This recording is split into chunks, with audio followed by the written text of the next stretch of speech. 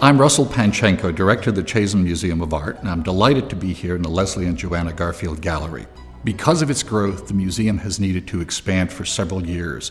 If I look back to about 10 years ago, only 4% of the collection could be shown to the public at any one time. The new addition is to make more of that collection available to students and to the community. The design team for our new building were Machado and Silvetti from Boston and Continuum Architects from Milwaukee.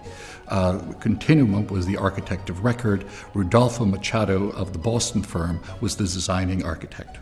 The greatest challenge that the designing architects faced was to how to be respectful of Harry Weiss. We didn't want the architect to build a new building that had no relationship with the original one. Secondly, we had to build a second building on the other side of what was then Murray Street and connected two buildings by a bridge.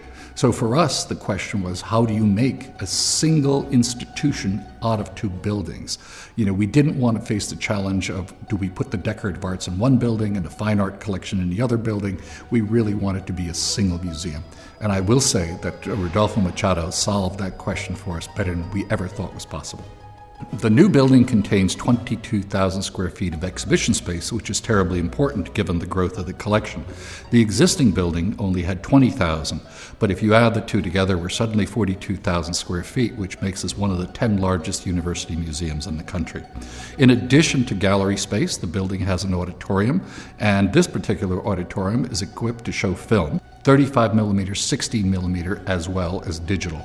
The new galleries focus in large part on 20th century art, which has been greatly enhanced over the past decade or two. In addition to 20th century art, we have a brand new gallery for African art, a gallery which we've never had before, a new gallery for Asian art, which includes a section of Chinese, Japanese, and Southeast Asian, and a brand new gallery for what we're calling Midwest Magic Realism. And besides being an inspiration for artists, the museum also serves as an inspiration for all kinds of creative thinking, whether it's here at the university or throughout our business community.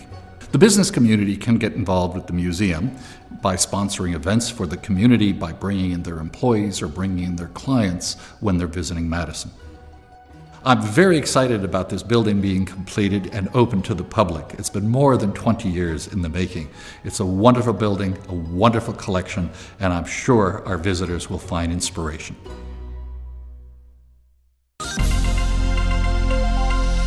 Video services provided by Madison Productions.